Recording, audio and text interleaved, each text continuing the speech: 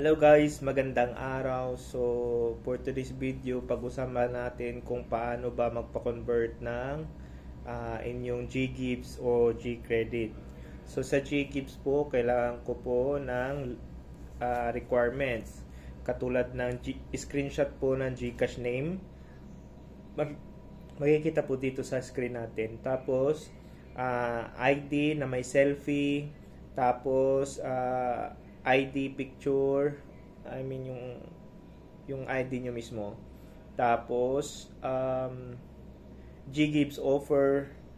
Tapos ano pa, para sa last step na requirements, magbi-video call ako sa inyo saglit, screenshot ko lang. Tapos yun na yun. Tapos na tayo sa next step. Pag na-verify ko na ikaw yung may-ari ng Gcash, ikaw yung may-ari ng ID, proceed na tayo sa next step, which is yung pagbabayad na ng GGives para ma-payout natin. So, tapos niyan, bibigyan kita ng QR code kasi real time po yung process natin. Bibigyan kita ng QR code, yun yung bubuksan, ida-download mo yon, tapos bubuksan mo yung Gcash mo. Upload mo lang yung QR, lalabas na po yung pangalan ng merchant natin. Tapos, bayaran mo lang po kung magkano yung kailangan mo. Example, 10K. 10K yung ilalagay mo doon, payment. Tapos,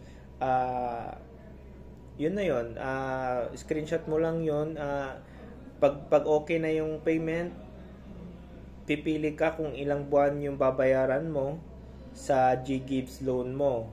Tapos, isend mo lang sa akin yung screenshot na yon. At saka yung sa inbox na you have successfully paid via QR. Yun, dalawang ano na yon, yung resibo ng GGives na binayaran nyo, ilang months kayo magbabayad, tapos yung sa inbox na nag-confirm na successful na yung payment via GGives. So, yun lang. Tapos, isisend mo yun sa akin, mamaya-maya ay ipipayout na natin yung pera nyo. So, example, 3,000 yung GGives offer nyo, 22% po tayo, yun yung processing fee po natin sa merchant, 22%. So, 3,000, ang magiging payout mo lang dyan is 2,340. So, babala lang guys. Disclaimer lang, ito lang ay para lang po sa mga nangangailangan talaga ng pera na wala na talaga ibang matatakbuhan kundi yung GGives na lang talaga na i-convert kasi malaki po talaga yung merchant fee.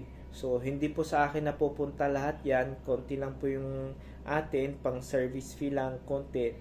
At yung iba, yung kalakihan dun sa merchant. So, nakitaya up lang tayo. So, yun lang guys. Thank you so much.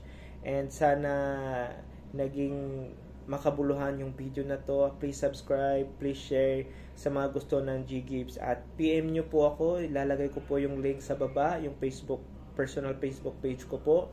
Makikita nyo po doon yung mga proofs ko, yung mga pinrasis ko na. Maraming salamat guys and thank you so much for watching.